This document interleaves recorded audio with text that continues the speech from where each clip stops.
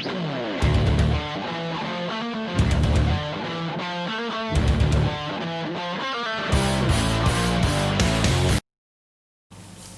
up YouTube, Webbers5 here, coming out today with the Endymion Dragoon deck profile.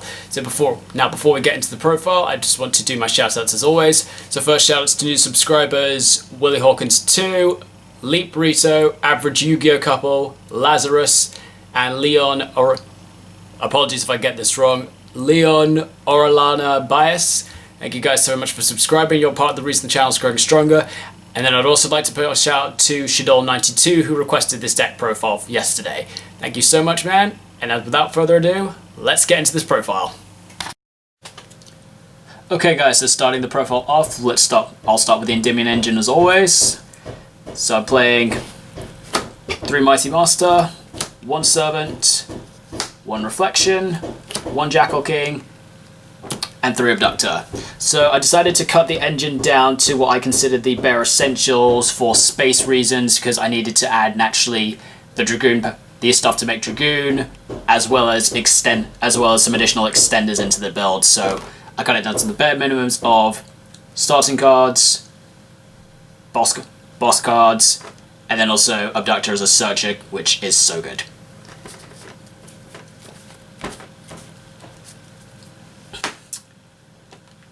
Going into my extenders, so playing 3 Chronograph and Time Gazer. Naturally, Chronograph's there we go. So naturally, Chronograph's an amazing extender because he's a pendulum, so he sets up spell counters and gets a monster on the field. And B, if you hit multiple, you can use 1 to summon Time Gazer and then the second one to summon itself, which is really good as well. Then 2 Jester Confit, just use a free spellcaster extender that just says you can special summon this card from your hand in attack mode, but bounce itself back and an opposing monster during the end phase of the next turn if they're both still there. And then one of the best extenders, 3 Magician's Soul, now with 1 Dark Magician, because we're playing the Dragoon build, guys. So the advantage of these extenders is that one of the common advantages of these extenders is that they're all darks, which means they're really good with a lore. So really useful. The other advantage is Magician's Souls and Jester Confit are both searchable with the monster effect of Magical Abductor because they're both level 1 spellcasters. Traditionally before, with what I did with Magician's Souls was use, instead of Dark Magician, I would choose a personal target of what I want to send with its effect to summon off back with Selene. But Dragoon of Red-Eyes offers so much utility as a negate, so I figure I might as well play Dark Magician in this build. I also apologize to those who like the original artwork of Dark Magician, but I like this one just a little bit better.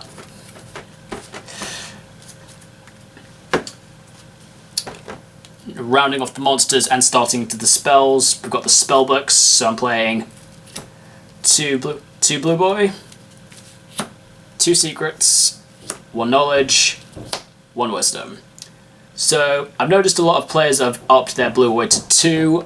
I now understand why. He's actually quite useful at 2, so that A, you've still got stuff in your deck if you want to resolve Crowley, and B, having a multiple and having an extra one in your hand is fine, because if you don't have the extenders to go into Selene, this gives you another option of something you can send off Spellbook of Knowledge without having to get rid of your monster on the field.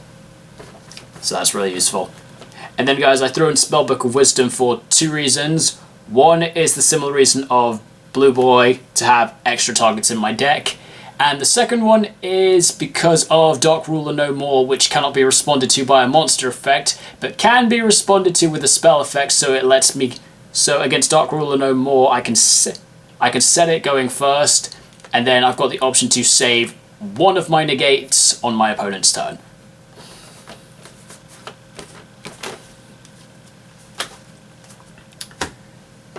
And then, following up, 3 Spell Power Mastery, the Endymion card, the Rota Endymion card. That also sets up multiple spell counters. This and Servant is pretty much GG, as everyone knows. Going into my draw spells, gone with 3 Allure of Darkness, 1 Into the Void, and 1 Upstart Goblin.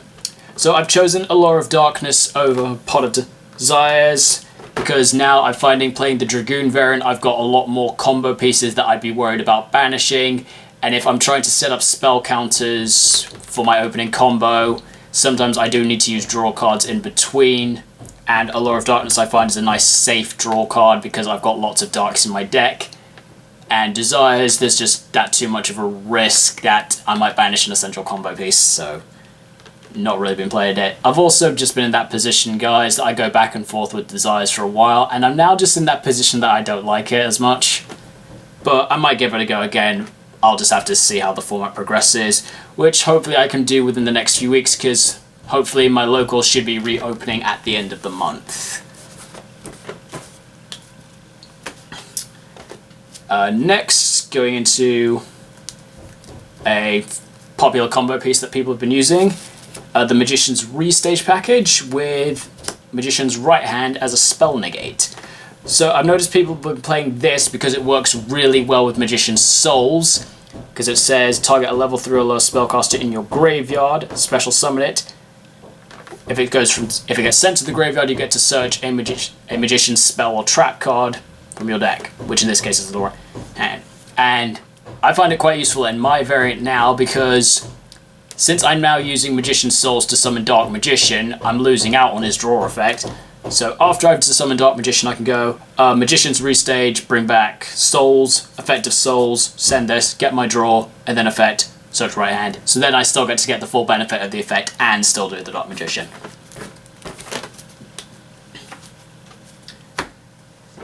And then finally, guys, my one-off spells. 1 Instant Fusion for the purpose of summoning Millennium Eyes turn 1 to stop hand traps. My fusion spell of choice for Dragoon, Magical Eyes Fusion. So I've chosen this over the Red-Eyes Fusion just because it takes up less.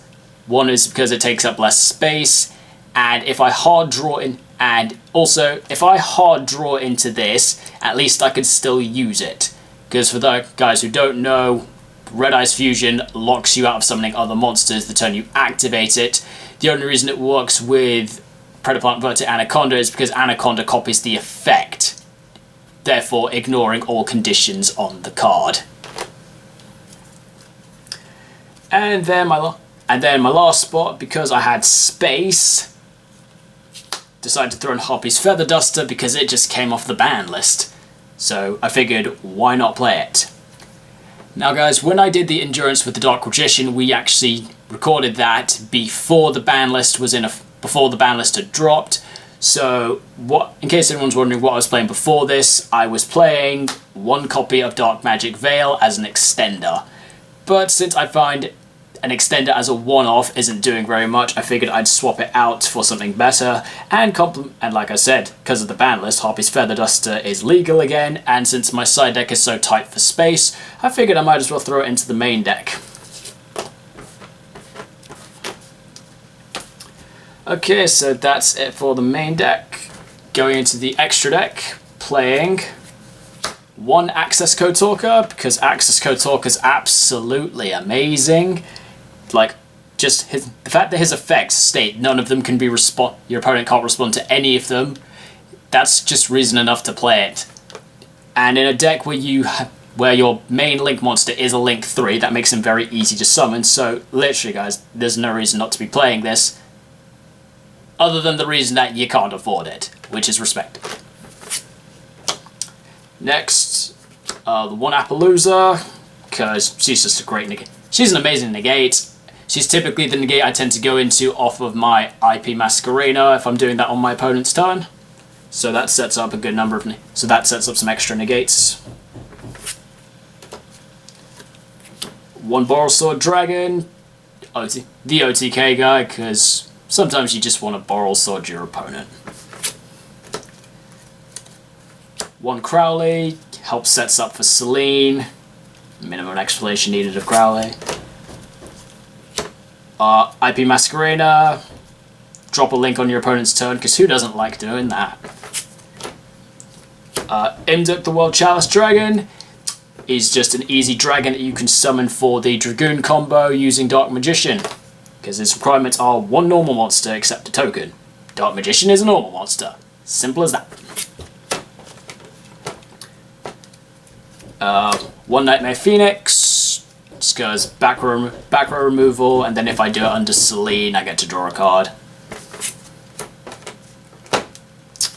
Predaplant Verta Anaconda. Essentially one of the main reasons why people are playing Dragoon in everything, because he's got the ability to do a fusion summon using a fusion spell from your deck. So, very consistent. The only thing I dislike about him is if I do him, I've just left myself open with a monster with 500 attack points. But life points aren't everything. One Sayuja Skuldred. I don't make him too frequently, but he's pretty useful if I've got monsters on the field that are just like, yeah, they're not doing much. I could make into like a big link, or I can try and see if I can get some better resources. Another advantage I'm finding with Sayuja is if I hard draw into the Dark Magician and then I can't Pendulum summon him, this either gives me A, the option to put him back in my deck if I hit into the Magician's Souls and I haven't done it yet that turn, or, you know, just use his number 3 effect, which is special summon it from my hand. And two Selene, up to 2, just simply because she's that good.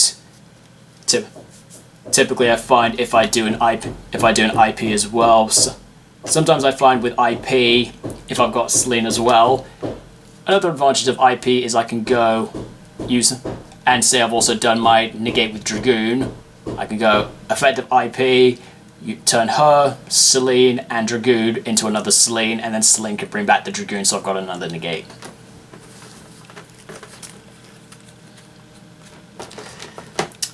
Going into my Xyz monsters, or rather Xyz monster. One Odd Eyes Absolute Dragon.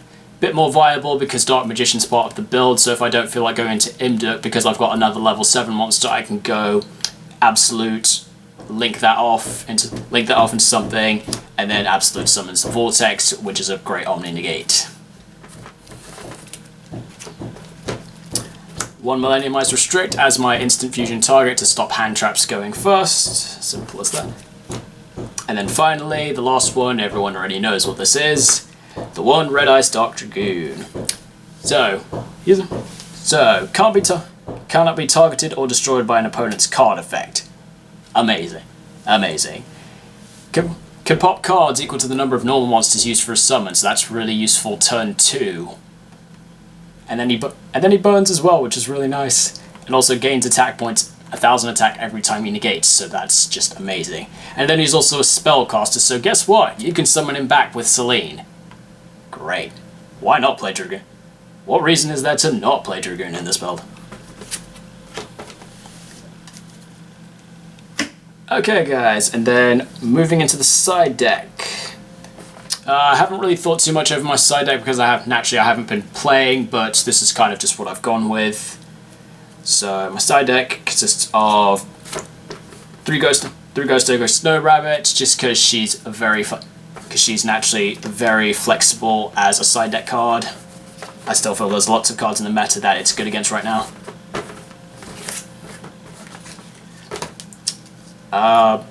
One Medium of the Ice Barrier and one Magician's Left Hand. The hand combo is part of the reason why I'm playing Medium of the Ice Barrier in my side deck. Because side decking Magician's Left Hand because it stops traps, so only want to put it into my deck if I know I'm going against a trap matchup. And then if I've got both hands in my deck, that's where Medium of the Ice Barrier is useful, because for those who don't know, her effect is your opponent can only activate one spell or trap card per turn, and since the Magician's hands negate the effects of spells and traps as opposed to the activations, if you summon her while you've got both hands on the field, your opponent's first spell and trap, you're just going to be like, okay, negate with my hand, but the activation is fine. Oh, guess what? You can't activate any more spells and traps this turn because of her effect. So yeah, that's really useful, and she's really good because she's a spellcaster that you can search with Magician's Souls if you don't feel like doing Dragoon instead, because you're against a heavy back row deck. Naturally, the only weakness of this combo is her defense points are only 1,600, so she can be easily run over. But still, it's a good way to put your opponent under pressure. Next, playing 3 Triple Tactics talents. Just go, because frankly, guys, if I'm going second or first, it's just a really good option, because typically in a deck where you search so much, your opponent's probably going to side in hand traps against you. So if your opponent hand traps you, you just go, cool, talents. You get 3 good effects, but let's be honest, guys, you're going to be choosing the draw effect 90% of the time. Next, playing 3 Cosmic Cyclone as my choice of back row removal. So, my choice for Cosmic Cyclone is because we're not exactly in a heavy back row format, so I don't really feel the need. I need a card that hits multiple back row. I like that Cosmic Cyclone's easily chainable to stuff. So if, say, my opponent was to shotgun me with like a Floodgate trap in the standby phase, I can just go, cool, chain Cosmic Cyclone, get rid of it. The other advantage I like on Cosmic Cyclone is for decks like Eldritch, so I can like take out the back row and not have to worry about their secondary effects in the grave. And then also things like Invoked, because Invocation, because Magical Meltdown states I can't negate any effects that do a fusion summon, but it doesn't say I can't respond to them, so I can just do the fun thing of, cool, Cosmic Cyclone against the Invocation, and then they don't get back the Alistair. I mean, yes, the Invoked engine is starting to play 2 of them now, but that's, hey, 1 less Invocation to worry about.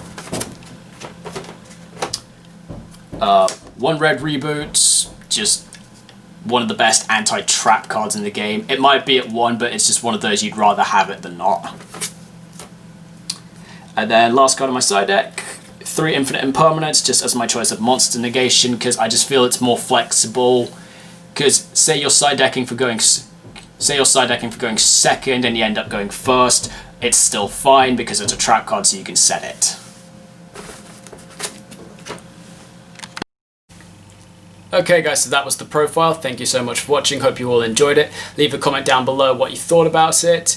And for those wondering, Webbers, considering the recent ban list that Double Iris is back, are you going to be trying Magicians again? I'm currently in a position that I'm thinking about it. I did have an idea trying to mix Magicians with the Endymion Dragoon of what I've currently got. However, I've noticed that the Magicians need a substantially high amount of space, so it kind of conflicts between the two, but I don't really want to turn my deck into a 60-card build.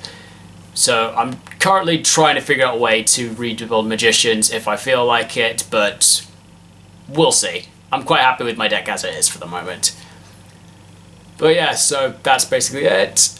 And so yeah, thank you so much for watching, guys, and I will see you next time. Thank you so much for watching. Be sure to subscribe to Webbers5, and if you're already subscribed, feel free to hit that notification bell so that you never miss an upload.